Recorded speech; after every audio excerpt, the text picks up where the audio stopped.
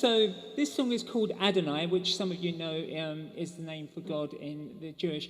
But what it is, and the key to this particular song is an original, is primarily it talks about the difficulties in that dark place, which all of us have. It's not always the same dark place. But when I've worshipped through the power of song, I've been lifted up above it. And it took me a long, long while, many years, to actually learn how to use this to get over those big humps. So I hope you like it.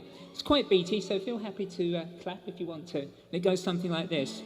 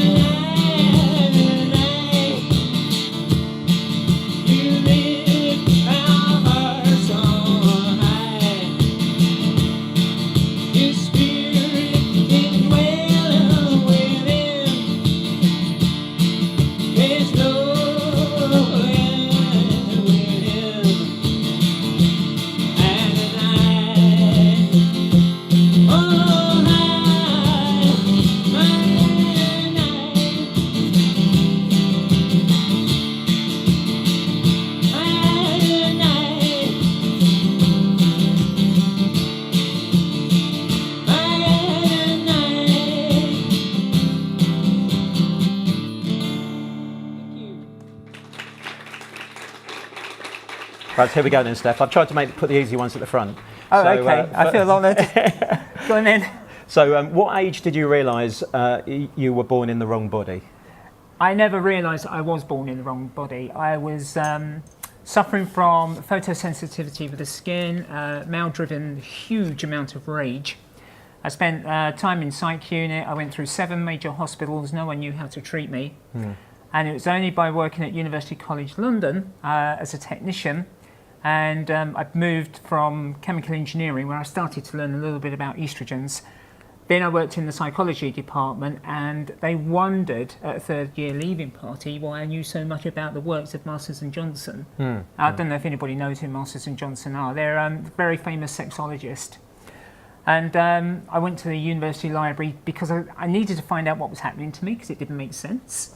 And it's through the back door route I ended up at a gender clinic, and they said, well, you seem to be a classic transsexual. And I said, what the hell is one of them? Because I hadn't a clue. I said, look, the bottom line for me is, let's trial estrogens. If it stops the problem, then I think that has to dictate what happens next. And that's kind of how it went.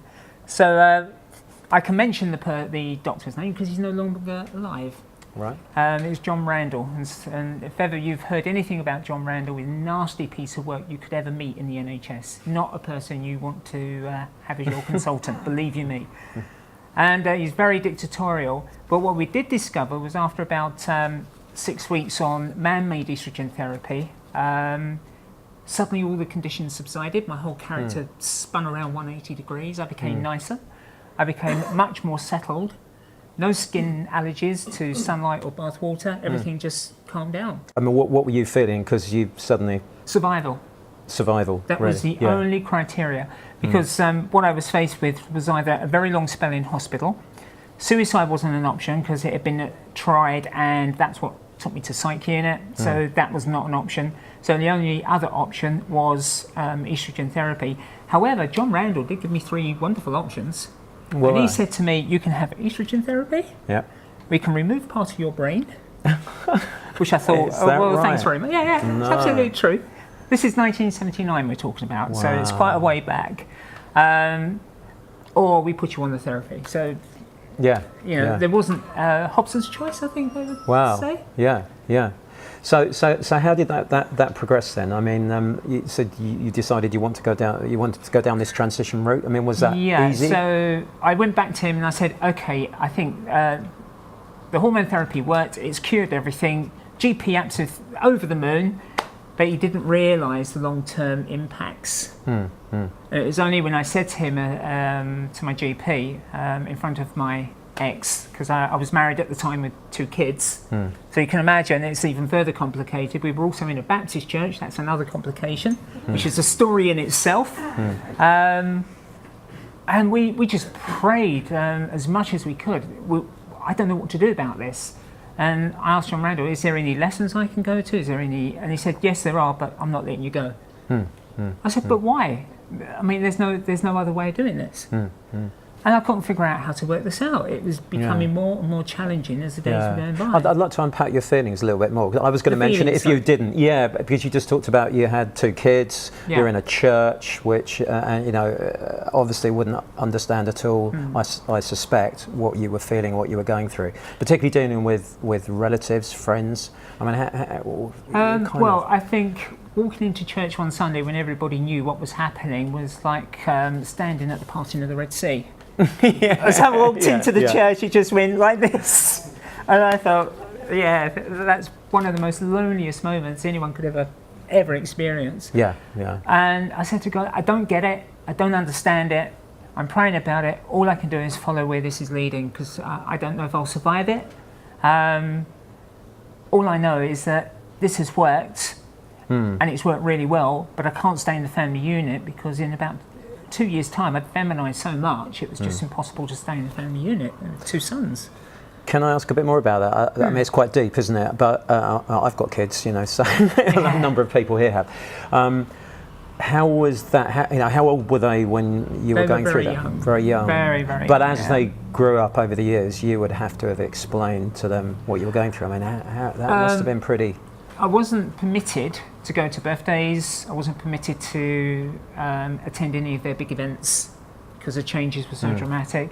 And if we had family Christmas get-togethers, I'd be forced to go retro in order to please Nan and Grandad. I have to turn up in... I mean, you imagine you're feminised and you're turning up in male clothing. How's that work? Yeah, gosh. Scratch head. Yeah. But Nan had clocked it, so I don't know what all the fuss was about. And how did that make you feel emotionally? I felt really aggravated at that. Aggravated, yeah. But I have to admit, Mum became my best friend. Right. And she started putting me on the right track about clothing and what to wear, what not to wear.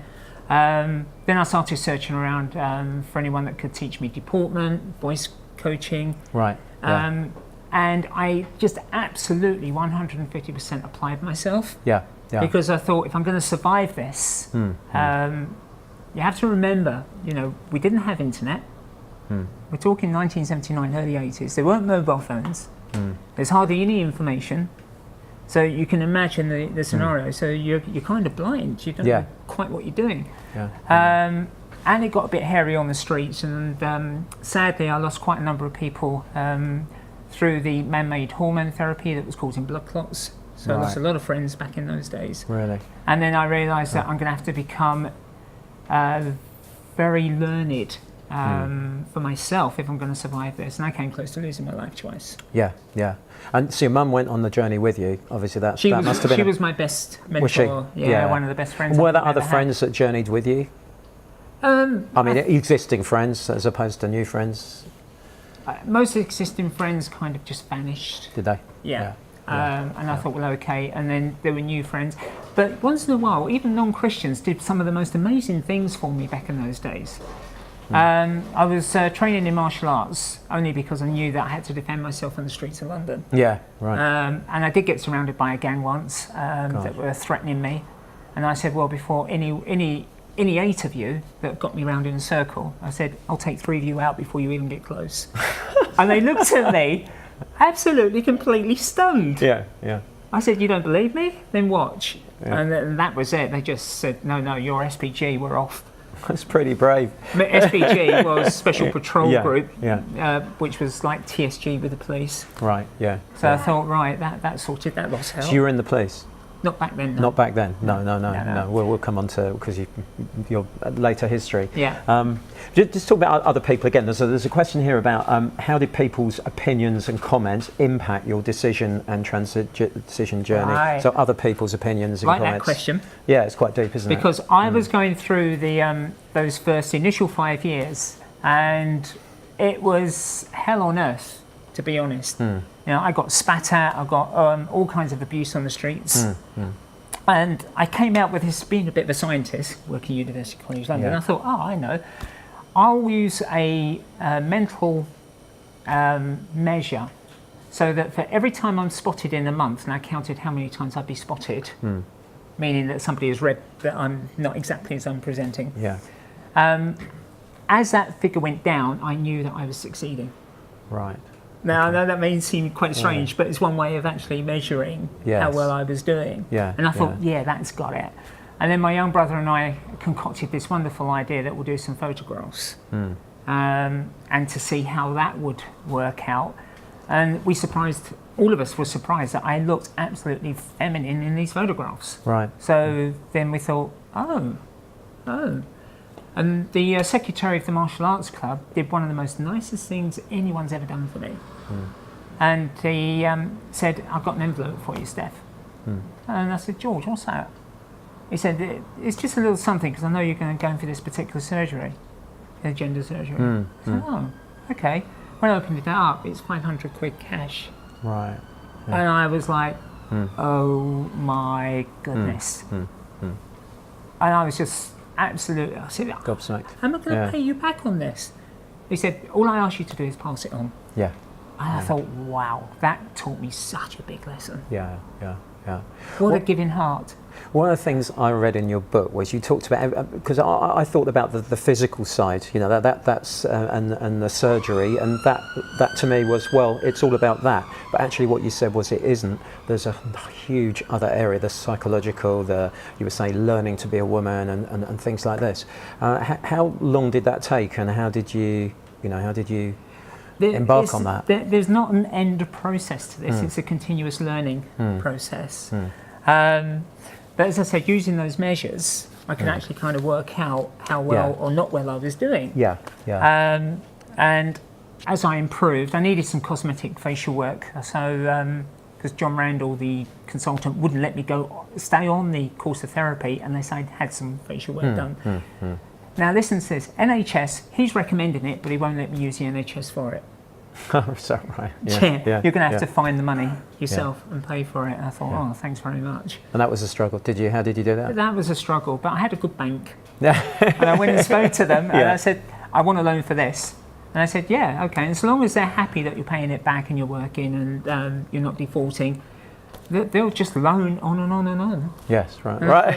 Yeah. And that's how I got most of the series was just going to the bank and saying, right, I paid that off, can I have this, please? Yeah. And they were just absolutely fine with it. Yeah.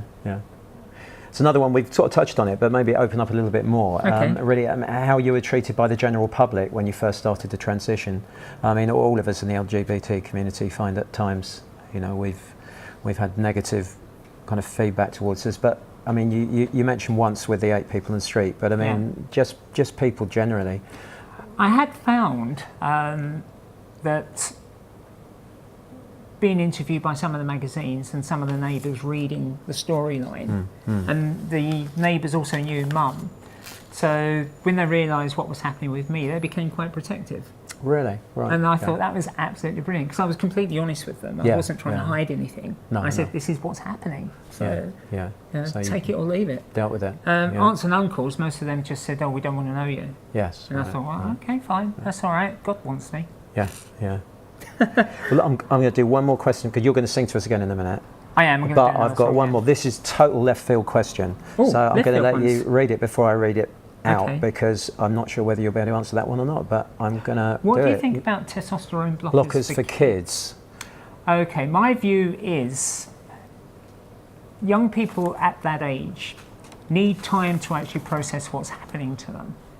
And if puberty is allowed to kick in and you can't give them that extra time that they need to come to a decision, then I think if they make the decision after the puberty process is finished, they'll absolutely regret not having the opportunity to go on blockers. Yeah. Right.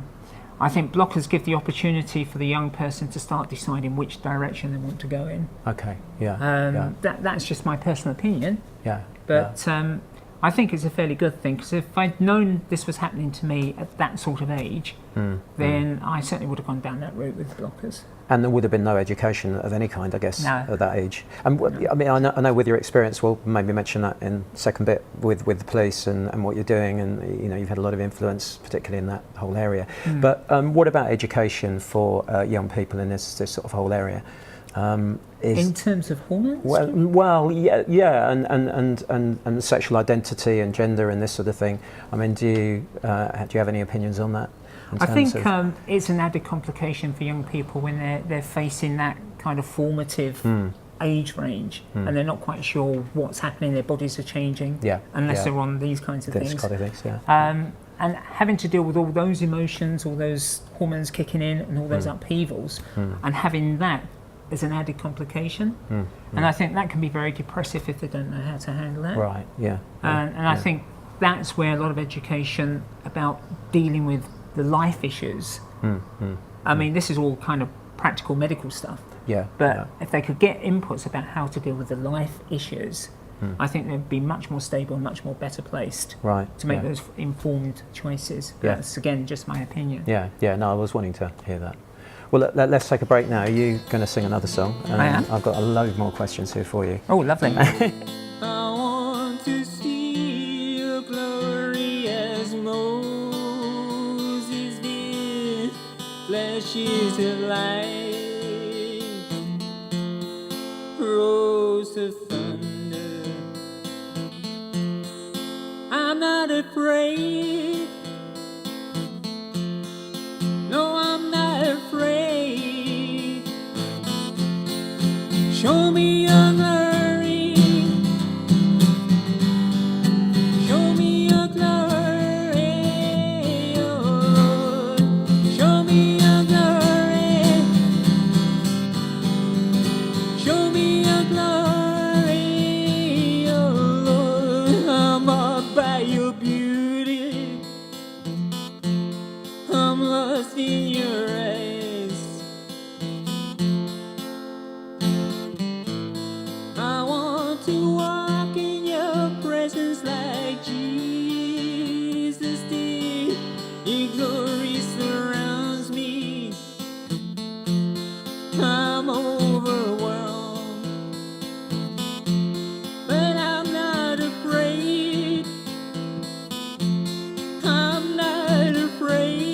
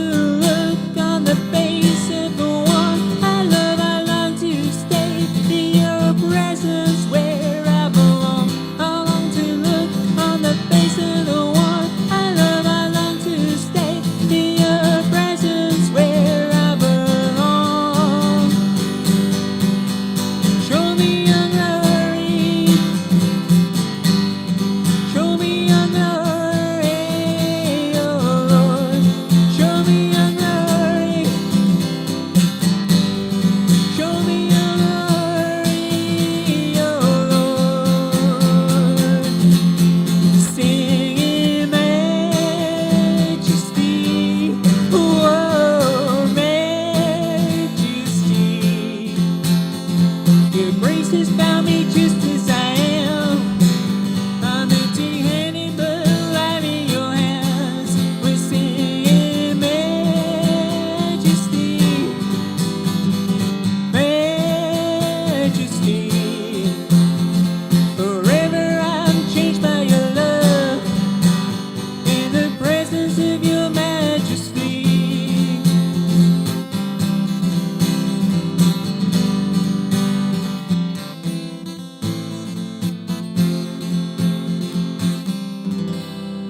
Thank you.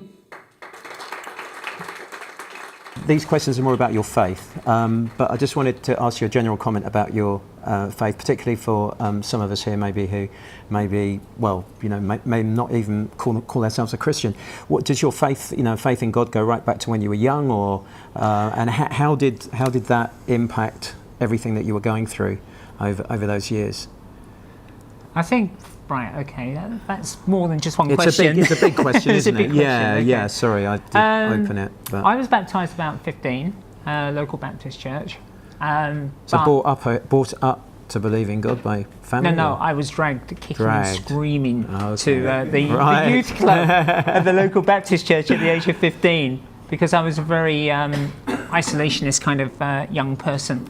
I hated school, I was bullied a lot. It was only when I took up martial arts did the bullying stop. Yeah. But I spent many time just in a room on my own, just experimenting with stuff because I couldn't learn in the school classroom, so I was trying to teach myself an education. Right. Because the teachers had no control back in those days with the kids. You know, the cane didn't seem to do anything. Yeah. And they were just running amok. Yeah. And faith, I think, really started to strengthen when I began to realise that I had an ability to see things beyond the now. Right. It doesn't always happen, but in odd sorts of pressured circumstances, I can see bright figures, winged figures. Wow. Like when my mum passed away about 6 years ago, there were two white figures either side of her bed after she passed, and my younger son was there with his heavily pregnant wife, and I'm the only one that can see these things. Right. So I said, do you want to put the light on, you know, because I thought I was seeing things, and they were still there. Right. So I thought, okay. Yeah. I mean, there's a whole range of stories about trying to get to mum when she was in casualty, and seeing somebody with a beard sitting next to me on the bus, and when I turn around, it's an empty seat. Right. You know, these kinds of experiences. But when I got invited back to church, which is a church called City Hope, I spoke to the ministers there, I told them a bit about the background, and they swore me to secrecy. And my presence in the church started to split it down the middle, because there was this camp that thought, yeah, it's okay, let's have Steph with us, and the other camp thought I was there to just destroy everything. Yeah. And where on earth I get that idea from, I think it's just misinformation. Yeah. However, where it became pivotal for me, and what changed it big time, was February 2004. Now, I hope you've all got good imaginations, because you're going to have to try and picture this.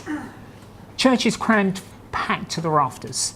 Special guest speaker, Dave Stroud. Remember his name. It may be a name that somebody knows. There's someone that knows him. Came to speak at the church, and I was quite indignant because my favourite spot, my favourite chair, was pushed out of so he could sit in it. And I thought, oh, this is nice, isn't it? And then, as we went through the musical bits of the beginning of the service, you know, the kind of hymn sandwichy thing, he got up to do the preach, and he stopped about 5 minutes in and said, someone up in the balcony has got a really bad eye, come down and can you do something? We'll pray for it, get it healed. And I'm thinking, hang on a minute, where's this going? This is beyond my experience, remember? Yes, right. Yeah. Beyond my experience.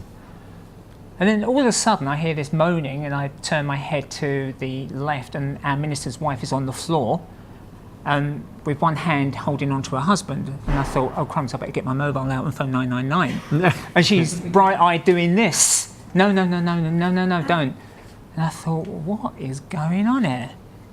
And then he started to point to people around me, and he said, you're going to do that in the future, you're going to be a prophetess, you're going to do this, you're going to be a healer. And they're just falling down in the chairs. And I'm thinking, hang on a minute. There's something really odd going on here. And then it started to cascade, chair upon chair, row upon row upon row upon. And for everything I was worth, I said, God, if you're here in this building, like it was in Acts 2 with Pentecost, I want some of it regardless of cost. And it took me at my word. Yeah. And I went to jelly, and I was like jelly for 3 days after that experience. So you had some really power. But go on. But here's the thing. It levelled the playing field. Right. The critics could no longer criticise because I've been included in that event. Right, yes. Changed the whole game. Yeah, yeah. That was amazing. So amidst those powerful spiritual experiences, were the times when you said, you know, God, why me, or what's going on in my life with the whole... It's a good question. I got to a point where I realised that there aren't logical answers to everything that happens in life. Right. And back in the early days, I would question, say, why has this transpired? But I soon began to learn that I don't have an answer for it. So I just said, okay, God, if this is what you want, if this is how my life has been mapped out, then let's do it, but let's do it together. Right, okay. And I kind of took that view. Yeah. And that kind of settled a lot of, it got me centred. Yeah, yeah. So I no longer had these kinds of dark crowning issues coming at me. Right. It centred me. And I thought, right, I mean, I still get dark times even now. Yeah, yeah. But I come back to that centre and say, God, okay, I don't understand what's going on, but I know you're orchestrating something, so I'll leave it the time that you need to take over it to reorganise the circumstances. Yeah. And you'll let me know when the time is ready. Right. And that's never failed. Right, okay. I want to come back to things about church and your faith, but just I remember reading the book, just a bit about your work experience, and maybe you can mention the police and one or two other things, because you know I know you've had a lot of influence there. You're still involved. Can you tell us a bit about that, and maybe if you have any stories about work, because surely in a work environment with what you were going through, particularly during transition, that must have been... Well, transition was pretty much over for me by that time. Yeah, right. But what I will say is that the surgeries are not foolproof. Both surgeries had to be done again. That's the breast implants and the gender reassignment. Right. Both had to be done again. So you kind of take your life in your hands a little bit. Yeah. And you just have to be prepared that not everything is 100%. Things can go a little bit awry. Yeah. But when I first joined the police, I just liquidated a small business. Right. Because I have people working for me. Selling computer products and computer supplies. And I remember walking in one morning, and it was a summer's morning, and the superintendent of this new unit said, "Good morning, Steph." I said, "Good morning." He said, "Can I say something?" So I thought, okay. So I just waited to see what he was going to say. He said, "I know." And I froze to the spot, and I thought, here it comes, I'm being sacked. Yeah. Now remember, in my past, I've been sacked twice over this issue. And he looked at me horrified, and he said, "What made you think that?" And I said, "Well, I've been sacked twice over this issue, so if you know, then I'm looking at being sacked, aren't I?" He said, "No." And then 3 weeks later, and this was unbeknown to me, my sergeant line manager, superintendent sat me down and said, "We want to put a proposal to you." "You want to put a proposal to me?" He said, "Well, ACPO, as it was then, the Association of Chief Police Officers, one of those ACPO leads had the portfolio for LGBT issues." I said, "All right." He said, "But he's realised that the T needs to come out of the LGB. And people like you from all different forces all over the UK are being sent down to a training school to have a meeting with this individual and to listen to what he's proposing." And that was 2007. In 2008, all of us that were at that meeting went back to an action leadership course, residential 5-day. And on the third day, we sat round and formed the very first executive committee that is now known as the National Trans Police Association, of which I chaired on 2 terms. Right. But what it did do was bring me into a place where I could influence things. And that has been a tremendous blessing. To be able to talk to chief officers, to govern and try to get the front line to understand how to understand different communities, our community specifically. And it kind of just went. And then when Hogan Howe came in as the commissioner, he then directly charged me to build upon that piece of work and go out and meet all the kind of trans groups in London and see if we could build up relationships with the police aspect of it and try to foster better relations. And you're still doing that? By and large, yeah. I did drop it once, and everybody put their arms up and said, no, don't drop it, don't drink it, we want you to keep doing it. So I thought, okay, I'll keep doing it then. Good for you. So it's not been without its challenges. There's been some pretty heated arguments with middle managers. But the one thing I know that God leads and is directing my path. So if any of those managers fancy taking a pop at me, they usually come off worse. Yeah, right. And 2 of them have tried that, and 2 of them have come off worse. I certainly wouldn't want to cross you. It's not me you're crossing. No. Here's another one. Okay, go on then. Do you feel that inclusive Christian spaces meet your needs, or do you feel that improvement is needed? Right, on that one, there's always room to improve. Yeah. Let's not try to confine it by a goalpost. There's always ways in which things can be improved. But what you have to understand is that when you've got a group of people together, not everybody sees it the same way. So I think you have to have some degree of license to enable people to make decisions and feel that they're valued in those decision-making processes. And then you can go forward. I don't think you can constrain it in that way. No. I mean, for me, I haven't been here long enough to really gain a full, complete understanding. But I've said goodbye to my former church. I'm now open to be a member here. Which is really great news. And so this hopefully is the beginning of something great. There was a question about that actually. Was there? I'm gonna. Well, actually, there you go. What are you hoping to bring as a new member of Oasis Church? So I know you are getting involved with in Oasis here. Not everybody here is from Oasis, obviously. There are, in fact, probably a minority, but it might be just. It might widen that question out a little more to what do you think you can bring to the church? Well. It's God has done this. God has done this twice with me. He's kicked me up the arse and said, "I need you over there." And this is the second time he's done this with me. Very quick and very necessary. But that service, the first service I came to here, and then I got invited to come out with you guys for a meal. Yeah, that's right. I remember it. Was when I discovered that people here have been praying for someone with my skill set to come to the church. Right. Yes. And I was absolutely, whoa. Sometimes things will hit you square in the face and you realise that it's God-led. Yes. And quite definitely the plan is that we can start putting together with some help, some kind of support group or underpinning support mechanism for trans people within the church. And that will be the kind of aim, really, I think. Now, we're not clear about how that's going to work in practice. There's still a lot of discussion to be had, and there's still probably one-to-ones with Steve Chalk to see what his vision is. And then we'll get something down on paper and put a proposal in. That's great, I'll do one more, and then I think you're going to do another song, and then Last we may one, just open up for a few questions, if that's if people are brave right. enough. Yeah, great. I'm brave enough to answer. You have to be brave enough to ask. These are kind of related.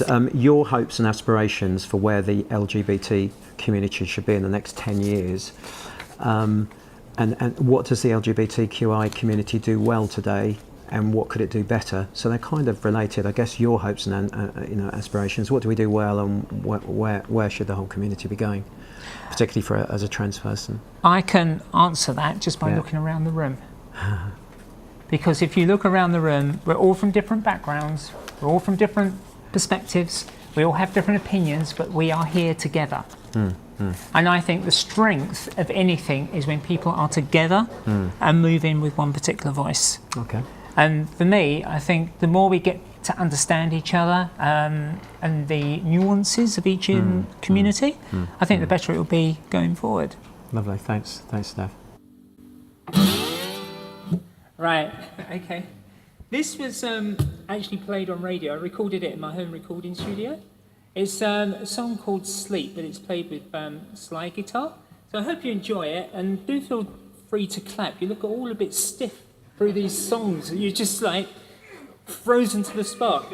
So I'm hoping this particular song will unfreeze some of you. So do feel free to clap and hum along if you wish. Goes something like this.